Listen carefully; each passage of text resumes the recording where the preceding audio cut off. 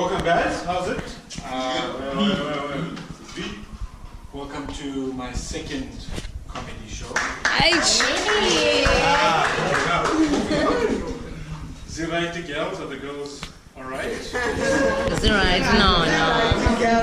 You know, because a party could definitely go from hero to zero real quick if the girls are not right. Hey, we know. I don't know if you ever noticed, but amongst us as a group of guys, there's always one guy who's designated to take care of the girls. Now, usually he's the rounder, chubbier one. he's always smiling, making sure all the drinks are topped up. So unfortunately, my friend like that is in East London, so I'm gonna have to depend on my jokes tonight to take us through, but I hope you guys are comfortable. Hope the guys are well as well. Earlier this week, one of the guys actually asked me if it's going to be, if I'm going to cater.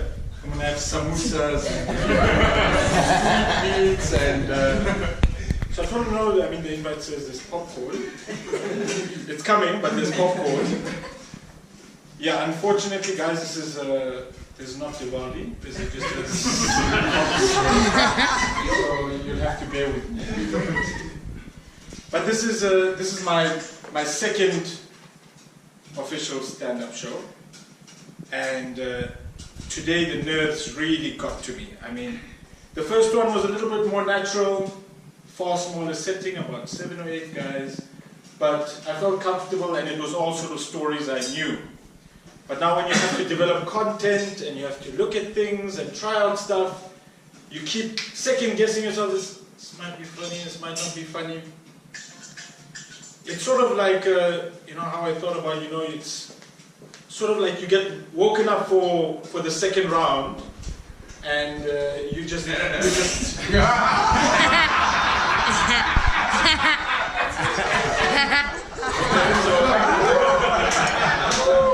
you guys need some time.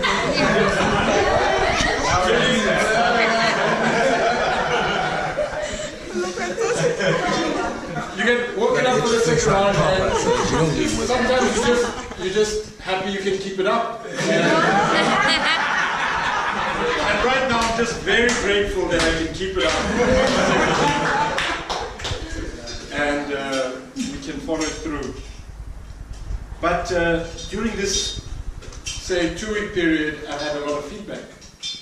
And I didn't know that I had so many friends that were comedy experts. I mean, so guys will tell you that, no, just stand a little bit to the left, to the right, wave more, smile more. I don't know if they got a little confused between a clown and a comedian, but nevertheless, I think the intentions are good. So yeah, I think this should be. I'm aiming for this to be my last sort of intimate show before I start seeing other people. Yeah, you guys took that one fairly well. I mean, the last time I suggested that to somebody, I got slapped. But that's another story for another day. But I hope you guys enjoy the evening. So, just a little bit about myself. I'm from Vafafrica. I'm of Persian heritage. Now, a lot of people won't be able to put the two together. I mean, a lot of people would first of all start off asking, well, what Persian is. And best way I can describe it is, you know, an exotic breed, limited edition. It's almost like that commodity that you want to buy, and you wait almost 11 months for Black Friday to come, and it's still not on sale. You have to wait another year. So you don't see too many of me, and but if you call 0723, okay, you can get the number a little later. Know where to find me.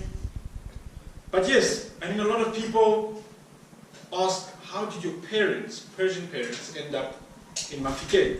I mean, there's nothing happening in Vafafrica. Nobody would travel halfway across the world to come to Vafafrica and to live there. I mean, people, some things are obvious. Like nobody, if you tell a person you're Indian and you're from Durban, they're like, I'm an obvious. Everybody knows. Everybody knows that during the 1800s, a couple of them on a cruise ship came here for holidays, and they're just staying a couple of extra days. I mean, you ever wondered how Indian people actually never go on vacation? It's because they're still on holidays. So with us Persians, it's a little different. So people ask, first of all, how did you get here? You know, I don't lie to them. I don't tell them we came with camel because that's primitive. They obviously used our magic carpet. But my parents came here for business, and terrorism was a tough industry to get into the 80s. Because back then, you know, South Africans were more keen on racial discrimination. So my parents weren't too great at that.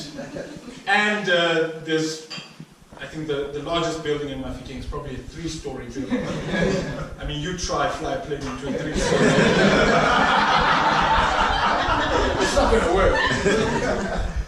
So they built houses and sold carpets, and I mean, just waiting for that terrorism peak to fall.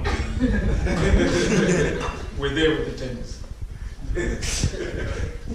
So, you know, I've moved to a couple of places. From Vafafrica, went to Cape Town, the Eastern Cape, Joburg.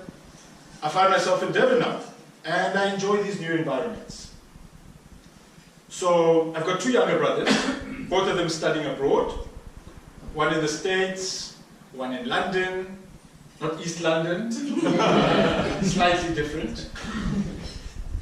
But I called my mom the other day and I asked her, how does she feel? And she felt, you know, quite lonely because all of her sons are overseas. I mean, it's the first time I've lived in India, but but it gets really lonely for my parents. So you know you're in India when you get to Durban and all the cops, or not say all the cops, I say 90% of the cops are Indian. All around the country, 90% of the cops are black. No, let me correct that. They're not black, because the Indian cops here are also black. But they're of African ethnicity. And that really was, you know, a big wake-up call that you are in a different country now. And but it's sort of the same thing. I mean, there's black Joko tea, and then there's chai spice Joko and chai spice tea. So it's, I mean, black tea can be enjoyed in different flavors. So I'm not going to judge. But I've made, you know, a couple of other observations in my time over here. I mean, I've learned that there's you get your breados and porridgeos. Now it's only Indians that love food so much that they call themselves, name themselves after food. But your breados are your more fairer Indians, and your porridgeos are your darker skinned Indians. And they're from Porridge. You can read it up. You can read it up. Serious? And welcome to India. I was like, seriously, I was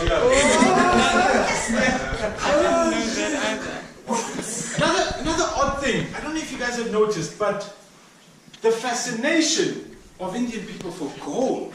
I mean, the other day I was at the beachfront, and not North Beach, South Beach, the Lani Beach over here. And this couple, they had gold bracelets and gold necklaces and chains and big like dollar signs and all.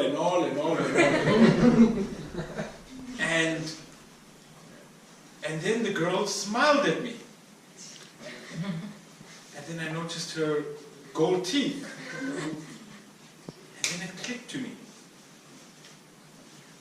They've been listening to the song. Shit, I've forgotten the song now. I've forgotten the song.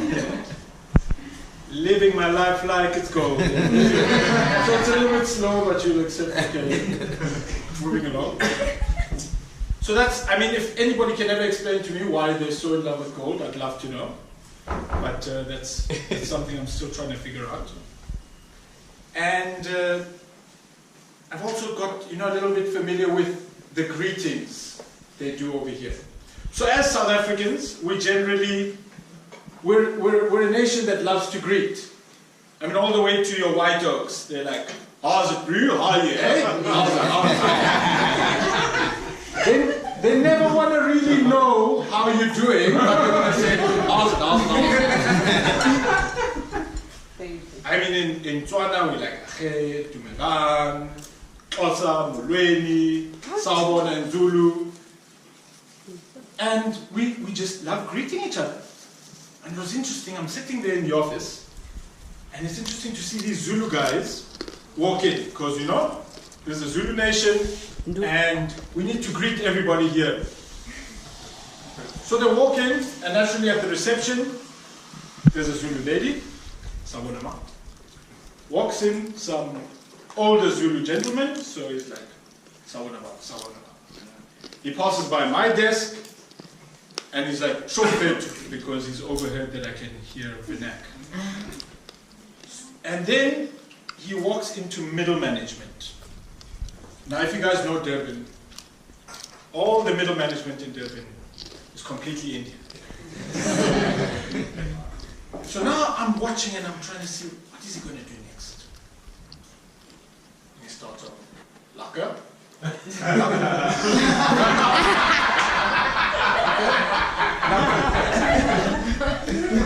And went on Laka. And I was thinking, saying, and like a bigger company, because this is a medium-sized, smallish company. But if he had to walk into like a Unilever or something, he'd be like, Laka.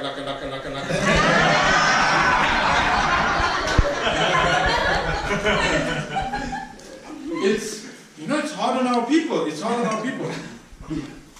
But you'll notice that in every office there's that cool Indian guy. The guy who's prepared his hair well. And he probably drives a GTI. So it's part of his job description to chat with everybody in the office. He'll go from floor to floor and see how everybody's doing for the first 30 minutes of his day. And you'll never see him be caught out by the laka situation. He's too cool for that. So observe him. And they've got a little bit of skip in their walk. Fresh fade. You need to watch the action. It's a slow wink. And then a nice trigger action. It's like, Laka. Once off, all middle management.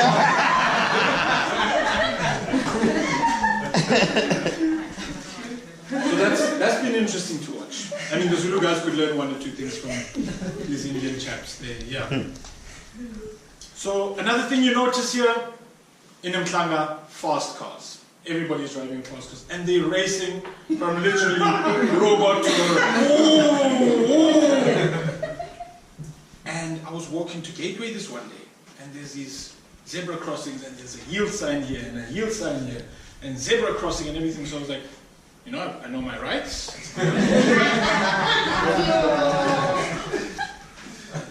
You see a BMW speeding, must be like an M4.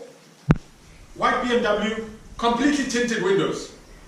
speeds up, and now I'm fearing for my life. I'm in the middle of the zebra crossing.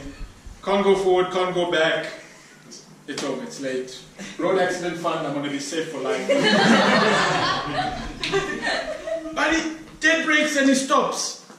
And the window's so tinted, you can't even see what's going on in the car. So for a second I thought, it's one of those automated cars that they're coming up with, Google automated cars. But I was like, no, not here yet. And then I saw the guy smile. Living my life like it's gold.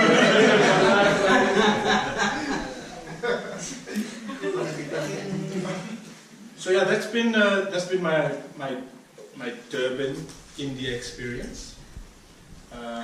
I'm happy to see that we have got a couple of colored people here.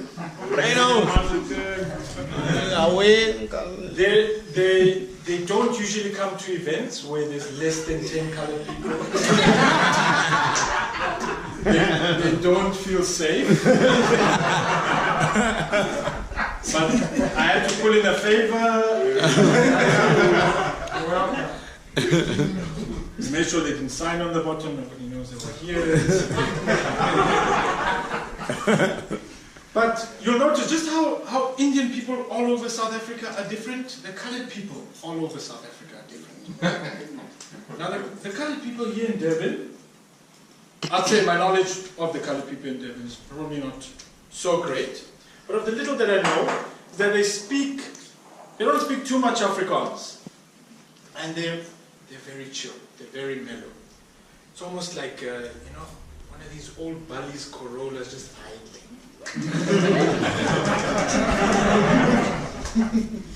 I mean, like, if you meet up with one of these guys on a Thursday night, because colored people start their weekends on Thursday, he'd probably tell you, no, I'm just fine, posy, a couple of cold ones and just park myself in a lacquer position for the weekend. So I'm learning a little bit more, but I just love their chocolates. I don't know if it's the humidity's got them a little a little liquid there. But it's enjoyable. What I do know about colored people, and I think this is more universal, you could correct me if I'm wrong, but my experience of colored people is that they love their old school music and their jazz. So if you're ever thinking of coming right with a colored girl, first date, karaoke. Almost 80% chance. So the other thing is that if you're going to go to karaoke, you need to know the lyrics of the song. Now, for colored people, they can do all the English songs, no worries. They can do the Afrikaans songs, no worries. But songs in languages they do not understand, there's a colored version of the lyrics. So if anybody's looking for a business idea, coloredlyrics.com. I've checked the website, it's not taken. You guys can register the IPO and you can make a nice business there. So, I mean, for example, I'm sure you've heard that, that house song. No, no, no, no, no, no, no. Oh, my tune is so bad.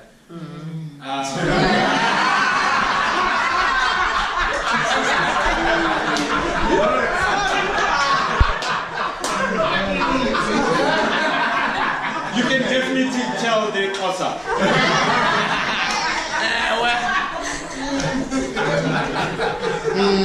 But a song that goes, Kanamali, na na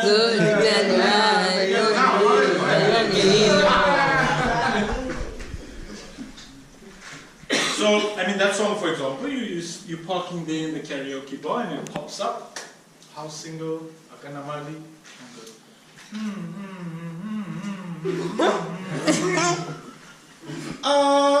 calamari, the first snack, like a And if you're in Cape Town, same lyrics, it's just it's got a little bit of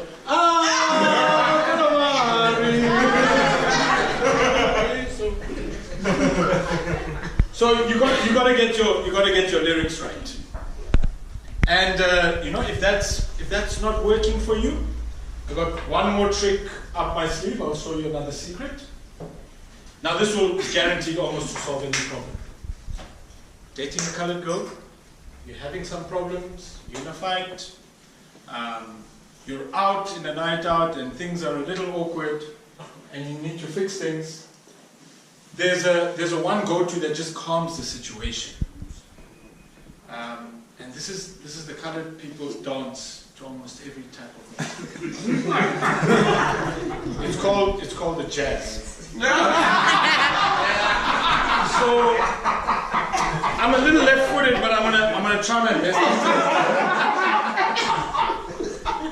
So I'm just gonna keep it. Obviously, there's a variation with the hands and everything.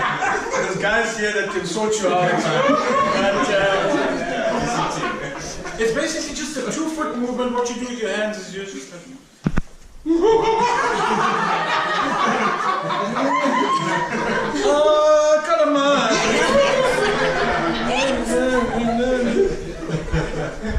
So, I mean, that's my extent of the colored people's knowledge for now, but it's getting there. So thinking of tonight, I thought I'd, speak a little bit about my stay over here. And I thought, okay, let me just pick out something that's been happening lately on the news. And naturally, the big Zim story comes up. And, that's a natural thing to speak about over here. I was watching the news 2 days ago, and Mugabe resigns. I'm like, flip, There's half my content gone. Because here I was going to speak about how this guy's a diehard, he never leaves office, and it's bad for comedy. I mean, you could have just waited until the end of the week, and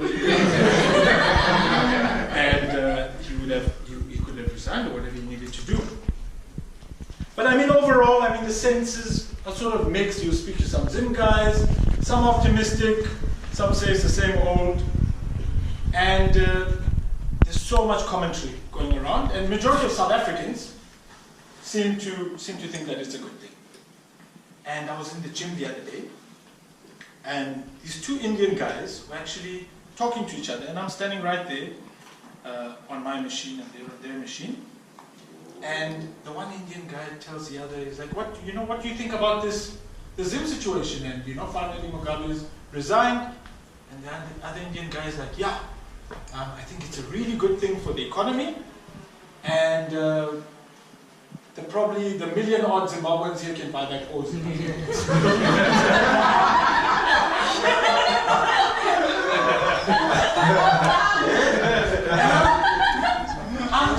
I'm standing there, I'm thinking to myself, India's been independent for 70 years. These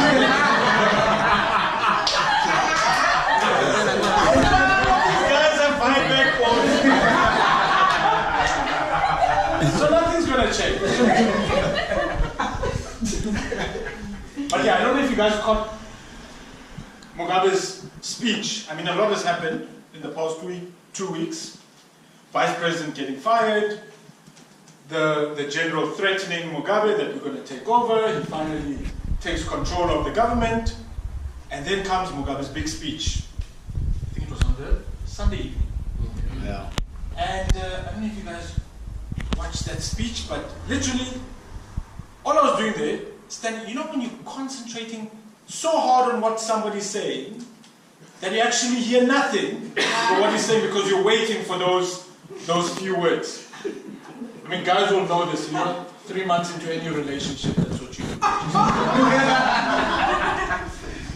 So I'm waiting there, He says a couple of Shona words and good night.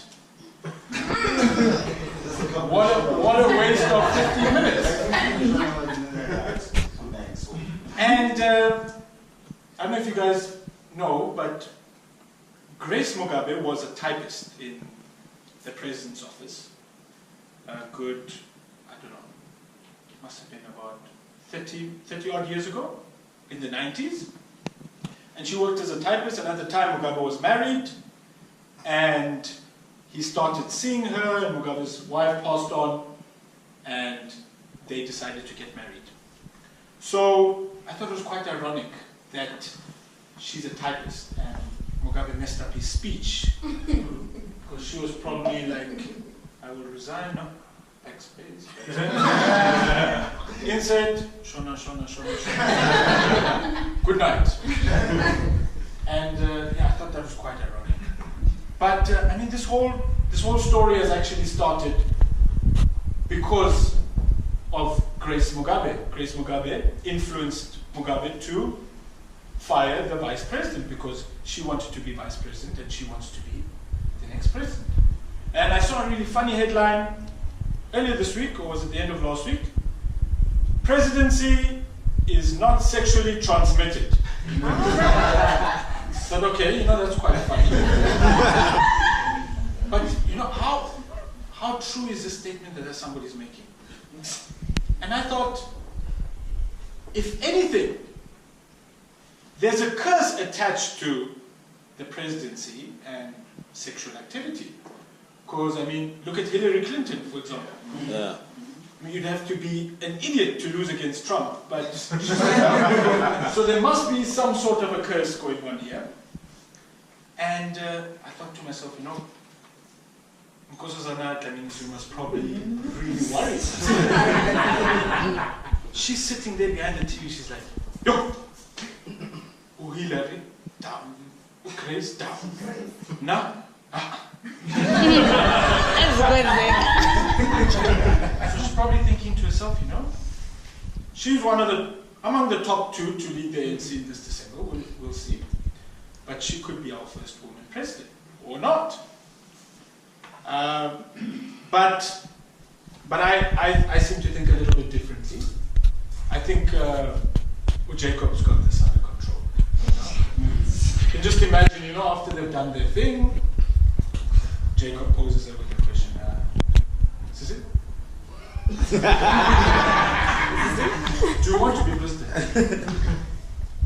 And she was like, yeah, one day maybe I'd love to be president. Like, okay, no, just take a cold shower, you'll be good. So you can imagine her in the shower, and just to be safe, she does a little bit of a jazz. Just to make sure all the crazy. But yeah, I'd like to end off with a little bit of a personal story, more a little bit about myself. Growing up in Mafikeng, same school as Casper Nyovest.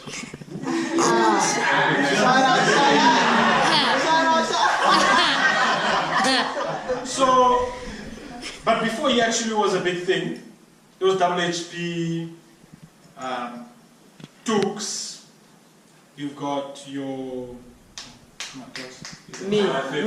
Kulichana, there we go. So you've got all of these big guns in the hip-hop industry, and naturally you grow up wanting to be a rapper. And I went by the name of V-Dog in Chatting.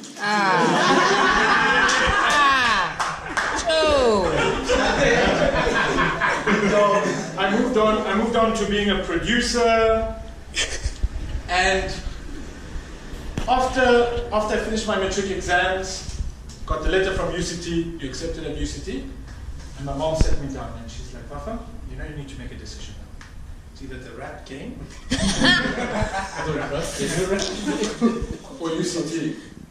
And she managed to convince me that, I'm a Persian, I need to build houses. So I went to UCT, and I think that's about the only point I would ever regret how clever I was.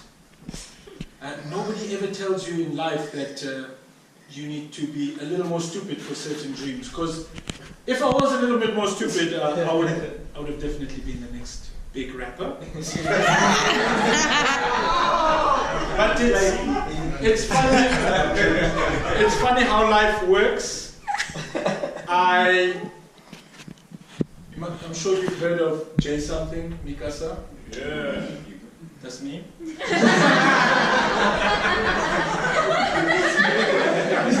I'm playing, but I get it so often. So I think this was God's way of saying, yeah, you can be a pseudo-celebrity. So there's been a couple of times where this is sort of, come out, and sometimes not so intentionally. Sometimes I play around, mess around with it. Other times it's, it surprises me. And I was living in Port Elizabeth at the time. The real J Something and Mikasa came down. One of my friends had actually gone to school with him. So we go to the club and we're sitting in VIP. And at the end of the night, there's a group of colored girls, and they're hosting and stuff, and they're walking around, and they come to me and they ask me, hey, you look like, you look really like J Something is there. So they're not saying I'm J Something, but you look really like him. The guy's related. And I'm about to tell them the truth, as one is. Then my good friend, as I'm about to say the truth, goes over, and he says, it's funny, they're actually brothers. And I naturally, let him go, and eventually they're like, yeah, we should hang out, and you should hang out, and we should all hang out. And so they exchange numbers. 3 weeks later, my friend gives me a call. He says, Vafa, there's an all-white 21st we're going to, one of these colored girls. Now, I had no problem that it was a 21st. It's a problem with the all-white. You can't have all-white parties in the 21st century. That's in the 90s. So I was like, no. On the principle of all-white parties are not going to make this.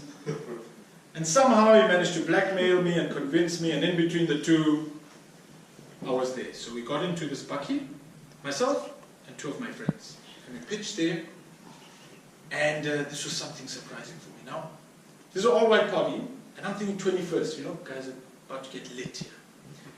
But there's like little cousins, and the aunties, and the uncles.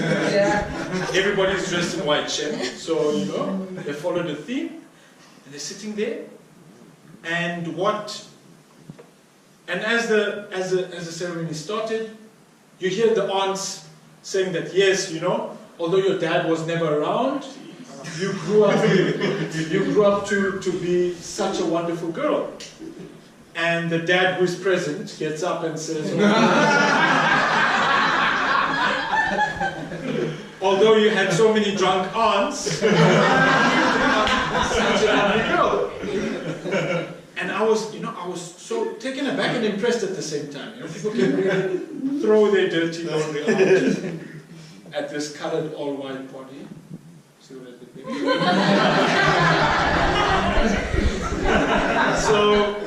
there? So they're going about, but everybody's still relaxed as if it's the norm. And finally she gets up, and she's like, thank you, Aunt Uhu, and thank you, Dad, and thank you, Mom. And she's unfazed. She's happy. She's really happy to have a 21st. And she ends off with, and last but not least, I'd like to thank the Mikasa crew for coming tonight. In my mind, this girl met us when Mikasa was in the same room. She knows we're not Mikasa.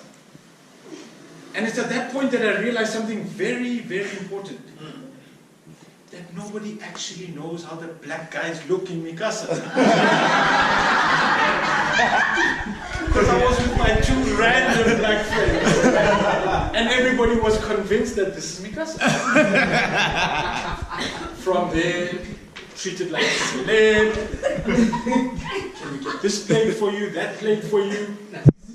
Towards the end of the evening, now the time for the grown-ups to go home, and now the kiddies to go home, and it's now the after party. So the after party was in a place called Clary Park. Now if any of you guys are familiar with PE, this is the Mitchell's Plain of PE. You don't walk into Clary Park if you don't have any intentions to do anything in Clary Park. But we were chilled. We're in a convoy, a couple of colored cars in front, a couple at the back. So we go to the local spot, they gather the drinks, and we get to this house. Now there's 40 people in here, so I'm like, surely they can't believe that we're Mikasa. I mean, somebody's going to catch us out. It was a joke. It was a joke for us.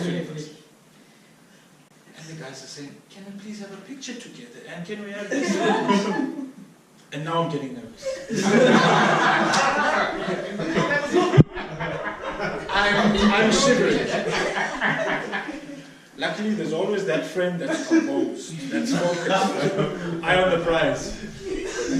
He pulls me to the side and he's like, Vafa, I can see that you're nervous. So you know the first thing, if somebody empathizes with you, you appreciate it.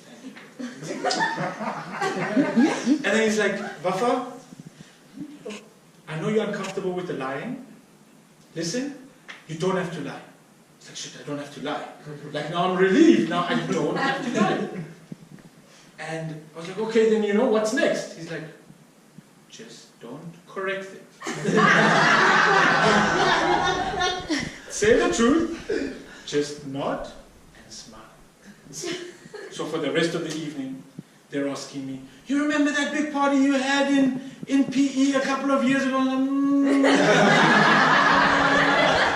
That literally changed my evening.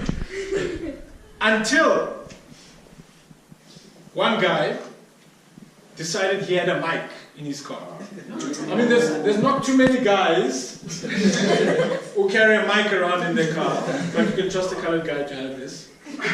So he pulled the mic out and he's about to plug it in. Luckily, my good friend pops him again, tells him about the copyright issues and all of that. We're good to go. But you know, just for a little bit of cheers, I mime the songs and I do a little bit of that.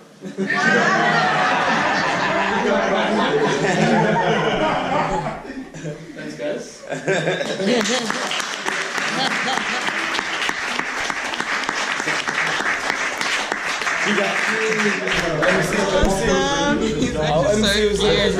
What was that?